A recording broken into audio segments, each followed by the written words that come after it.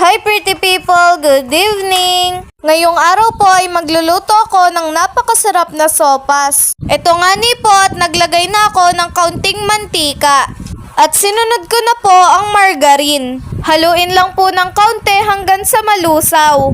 At sinunod ko na po ang bawang. Haluin lamang po hanggat sa mag-golden brown at lumabas ang aroma.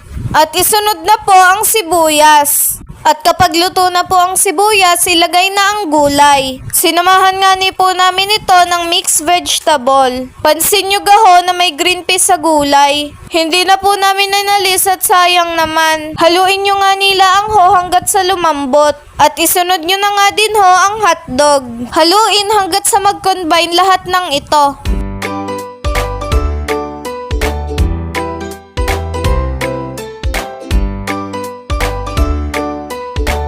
At isunod nyo na po ang macaroni. Sadyahong ginigisa muna namin ang pasta kasama ang gulay para gaho kapag niluto ay hindi gaano malambot ang pasta. At nilagyan na din po namin ang 2 tumbler na tubig. Sunod ho ay takpan at pakuluin. At ayan, kumukulo na.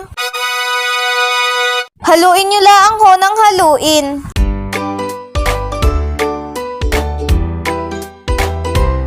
Sunod ho, lagyan nyo na ng magic sarap o ginisa mix o kahit anong meron sa inyong kusina. Lagyan nyo na din ho ng chicken cubes at paminta.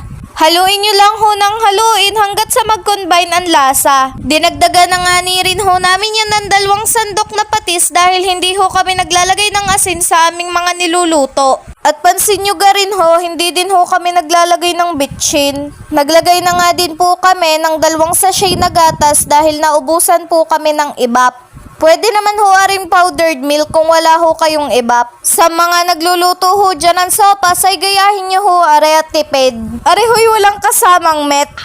Ayos na naman ho ang lasa na re. Sunod nga ni hoy, nilagay na namin ang repolyo.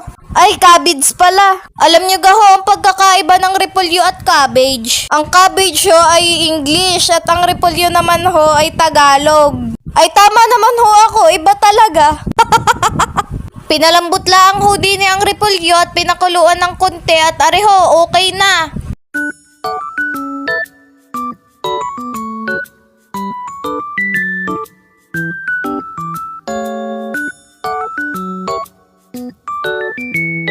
Kasarap gahuting na ng aking niluto. Mag-green-green at mapula-pula ho Ay siya ho, tara ng tikman ang aking niluto. Dahan-dahan lang ho at mainit. Yummy!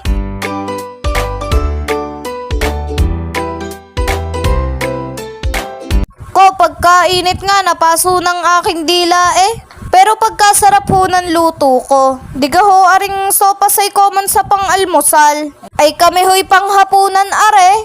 Wala namang pinipiling oras ang pagkain ng sopas. Ay siya, sige ho, hanggang din nalaang. Ka-pretty, please follow, like, and share. Hanggang dito na lang, pretty people. Alae ngani!